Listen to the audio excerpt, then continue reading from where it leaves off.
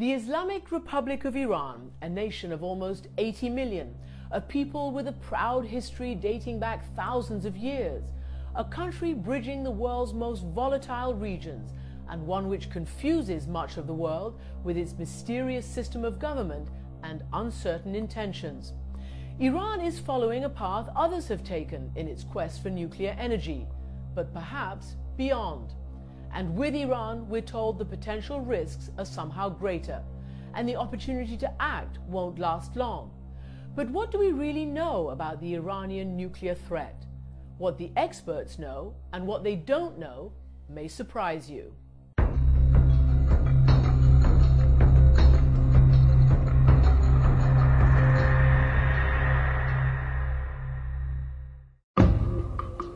Iran began its nuclear program under the Shah Mohammad Reza Pahlavi. Its first research reactor in Tehran and the fuel to run it was supplied by the United States.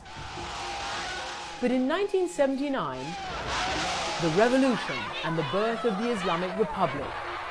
Ayatollah Khomeini initially suspended Iran's nuclear efforts and then changed his mind after a devastating 8-year war with Iraq, when Saddam Hussein used chemical weapons on Iran as well as on his own people. Khomeini's successor, Ayatollah Ali Khamenei, has said as recently as this year that Iran never has and never will go after nuclear weapons. We do not have nuclear weapons, and we shall not build nuclear weapons. But from the outside, Iran has long given the impression that it does have something to hide. In 2002, the world discovered Natanz, a secret underground plant to enrich uranium. In 2009, it uncovered another plant, Fordo, built deep inside a mountain near the holy city of Rome. And then there's the research center at Esfahan, and at Arak, construction on a reactor that could produce plutonium. And finally, the conventional military site at Parchin, where the UN nuclear watchdog, the IAEA, alleges that Iran may have carried out nuclear-related explosive tests in the early 2000s. Iran is not telling us everything. We are asking Iran to engage with us proactively. We categorically reject that any of the military sites are related to nuclear weapon activities or nuclear activities. But uncertainty lingers. To resolve this issue will require Iran to come to the table and discuss in a clear and forthright way how to prove to the international community that the intentions of their nuclear program are peaceful. I've seen no evidence that there is a nuclear weapons program. None. There is none. I haven't seen it, the IAEA hasn't seen it, the U.S. intelligence agencies have not seen it. Nobody has seen evidence of a nuclear weapons program, full stop. I think it's very clear that they had a program, that they wanted to build a bomb, and you can see that because you can see the facilities they built. Those facilities don't make sense for anything other than a bomb. It was stopped first of all in 2002, 2003, and then I think by finding out about the Qom site, this underground enrichment site, stopped what could have turned out to be a parallel military enrichment program aimed at making weapon-grade uranium. Parchin is extremely well known. There are a few unusual buildings there that one would say don't look like the normal kinds of buildings you'd see at a site like that. The IAEA is saying that Iran is unwilling to allow them to go to the Parchin military site. They believe that earlier in the decade, a container area was built for the testing of explosive devices. Iran did not reject that.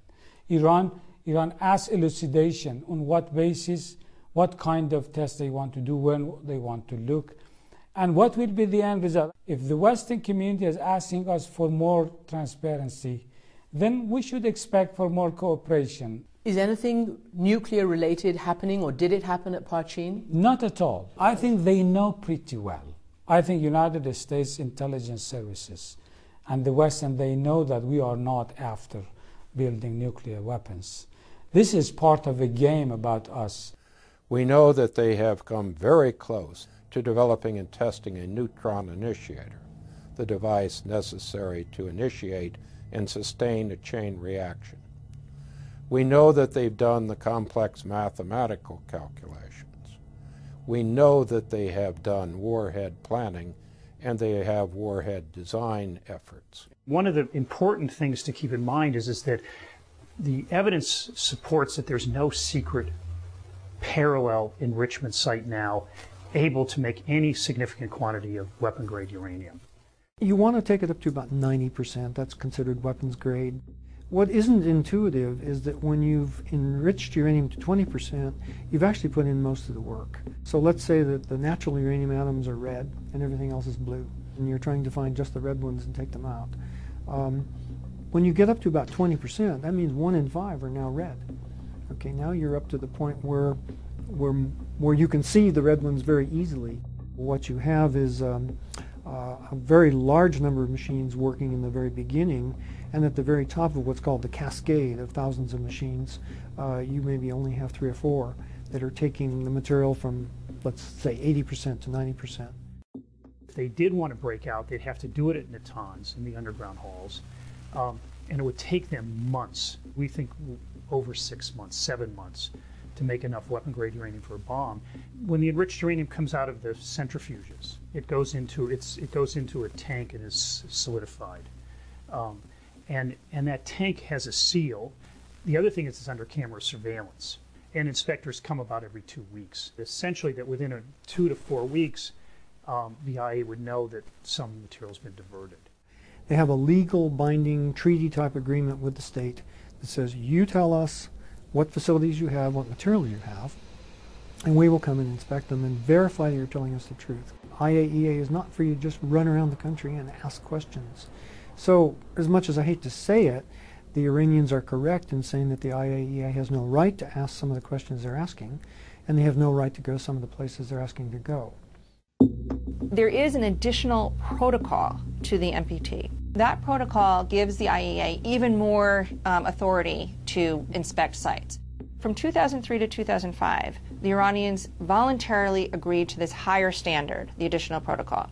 But when they didn't get anything in return for the United States, Iran stopped adhering to that additional protocol. So what Iran does today is it adheres to the letter of the law of the NPT treaty and does not do anything extra. We have total suspicion of the Americans and Western intentions. So what do you want to hear them say? Well, Iran's right to use fully all of its possibilities under NPT. So the right to enrich and the right to continue a civil program. And then they should ask us for more transparency. That's fantastic.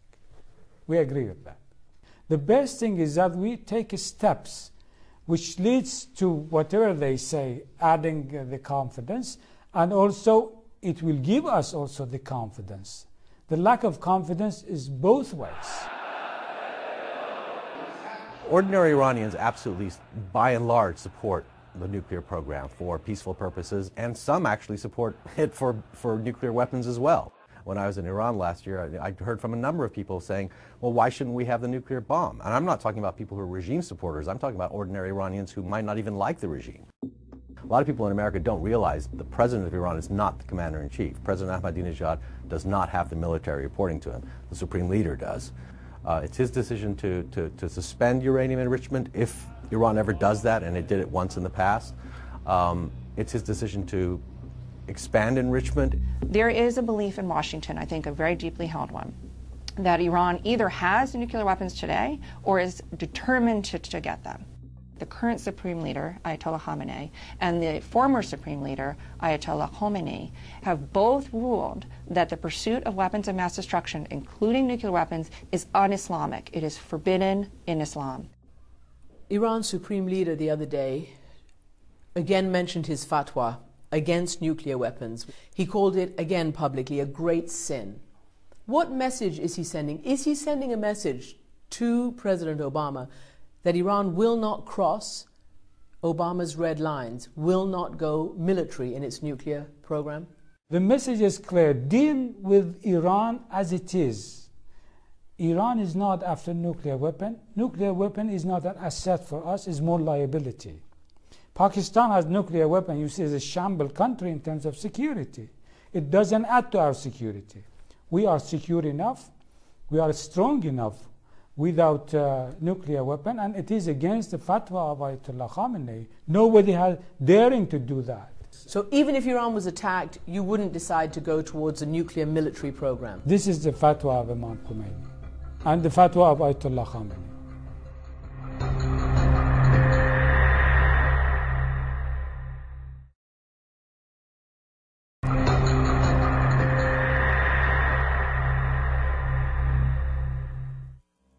The threat of a nuclear-armed Iran has sparked not just suspicion, but fear and loathing, truths and lies, from Israel to the Arab world, from Europe and the United States.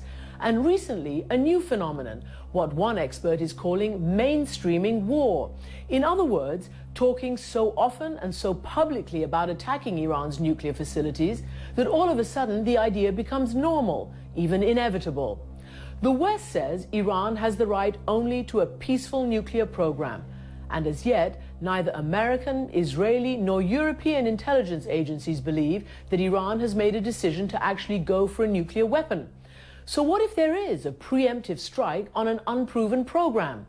Israel and the United States seem to have different red lines. My policy here is not going to be one of containment. My policy is prevention of Iran obtaining nuclear weapons. We're determined to prevent Iran from developing nuclear weapons. We leave all options on the table. But the Israeli government has gone a step further, now saying that Iran must be stopped before it acquires the capability to produce a weapon. Israel says Iran will cross one red line in 2012, where Israeli military intervention will no longer be an option to stop what it believes are Iran's ambitions. None of us can afford to wait much longer. This notion that somehow we have a choice to make in the next week or 2 weeks or month or 2 months is not borne out by the facts. Since the 1979 revolution, the Islamic Republic has backed the Palestinians, and fiery rhetoric from the current president, Mahmoud Ahmadinejad, makes a tense situation even worse. Despite Ahmadinejad's persistent provocations, President Obama still persists on the diplomatic track. At this stage, it is my belief that we have a window of opportunity where this can still be resolved diplomatically. But the threat of an attack on Iran still looms.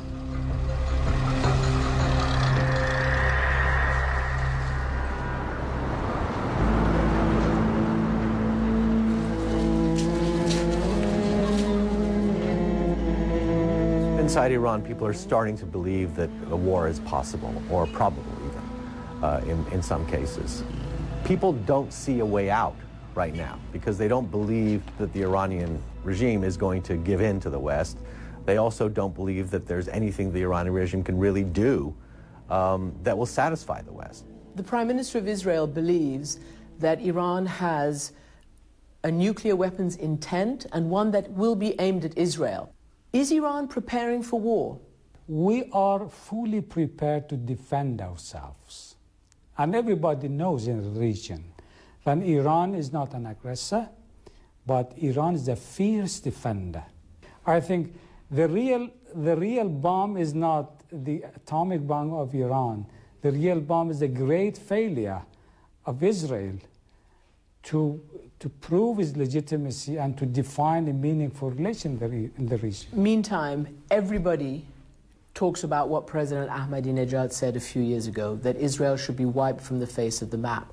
People believe that that means militarily. Is that what the president meant? Is that Iran's intent? No, definitely not. I think neither president meant that, nor it is a policy of Iran.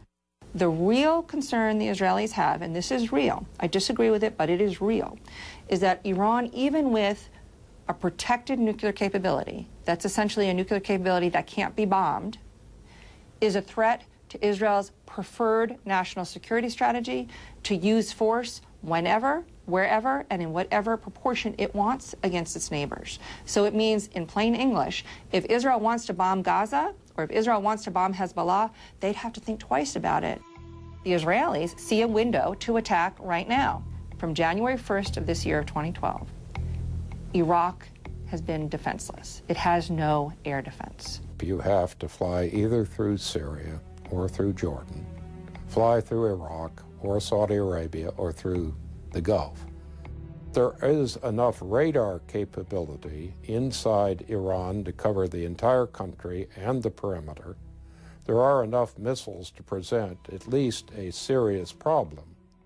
Well, in the case of the Fordo site, you can damage, I think, three things. One is you try to take out all the infrastructure that's above ground. The second is you collapse the tunnels going into the place. And the third is the centrifuges don't do very well if there's a lot of ground motion. It's very unlikely you can destroy the entire facility, but it's smaller and much more shallow than the vast underground facility at Natanz, which is compartmented, but less able to resist earth-penetrating weapons. The difficulty with it is we don't know what Israel actually has or what it's developed. To say that this is safe or predictable or anyone knows the political or strategic consequences is frankly ridiculous. If it's just an attack, for example, on the Natanz enrichment facility, and it's an in-and-out attack, quick in-and-out attack, I doubt the Iranians would respond by, lobbing thousands of missiles on Tel Aviv. I think they would try to get the world's sympathy for having been attacked. But if Israel's attack were to be something far more complicated and more severe, then I think you would see Iran react very strongly militarily. Should the enemy be aggressive towards us, whether the United States or the Zionist regime, we will respond and reciprocate proportionally. If somebody thinks in the world that by attacking Bushehr or other places in Natanz or Fordo, then Iran will be deprived or delayed for 10, 20 years in their progress in the development of nuclear technology, they are deadly wrong. There are ways that people are concerned that Iran would retaliate if struck. Closing the Straits of Hormuz. Would you do that? Well, here I want to copy the wording of President Obama. Every possibility is on the table, so nothing should be excluded. If the United States is seen either directly or through Israel as trying to attack this critically important scientific program of an Islamic country, the reverberations against the United States and Israel, I think, will not be subdued for a generation. I think that we will see U.S. standing in the Middle East dwindle to near zero. We will be left with, at most, our alliance with Israel. I don't even think at the end of the day the Saudis would stand with us. Iranians are really very, very nationalistic people. Even those who are very, very much against the regime and would like to see the regime fall or be overthrown would hold a very negative view of the West and a very negative view of the attackers. The best strike does not necessarily stop this. Particularly the Israeli case might simply create a situation where Iran declared, we have been preemptively attacked, aggressively attacked. We now have no choice but to basically have a crash nuclear weapons effort.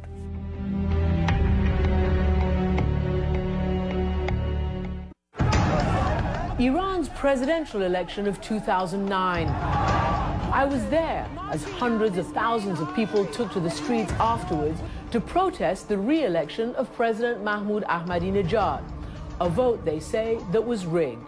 The regime responded with brutal force. Looking back, this was the first of the Islamic uprisings that swept the world a year and a half later as the Arab Spring. Tunisia, Egypt, Libya, and Iran's strategic ally, Syria. But what happens next with Iran will have far greater implications, not only in the region, but around the world. Iran wants to continue its nuclear program, but it also must provide the assurances that the West demands. So what is the path forward?